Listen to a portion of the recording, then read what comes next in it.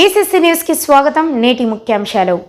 ఇక ఆయన రైతు భరోసా ఉండదో ఉండదు అని ఒకటే ముండమూసినట్టు ఆయన మాట్లాడుతూ ఉన్నాడు బండి సంజయ్.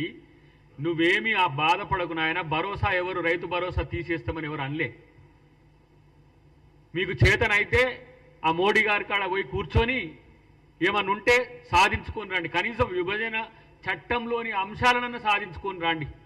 11 సంవత్సరాల మీ పరిపాలనలో ఇలా మీకు 8 ఎంపీలు ఇచ్చిండ్రు, 8 ఎమ్మెల్యేలు ఇచ్చిండ్రు, మిమ్మల్ని ఇద్దరిని మంత్రులుగా కూడా ఇక్కడ ఎలగబెట్టమని పంపించిండ్రు. మీరు ఏం చేస్తుండ్రు? పొద్దుగాల లేస్తే ఇలా ప్రభుత్వం మీద ఆడిపోసుకోవడం తప్పితే మీకు ఇంకో పని లేదు. ఆ పక్క రాష్ట్రంలో ఉన్న 2 మంత్రులు పాపం వాళ్ళు వాళ్ళ పేర్లు కూడా సరిగా గుర్తులేదు. ఆంధ్రప్రదేశ్లో ఉండే కేంద్ర మంత్రుల పేరు వారు పోయి ఏ విధంగా లక్షల కోట్లు, ఇలా మొన్న 1,00,000 కోట్లు దానికి అమరావతికి, వాళ్ళని చూస్తే సంతోషం అనిపిస్తుంది అట్లీస్ట్.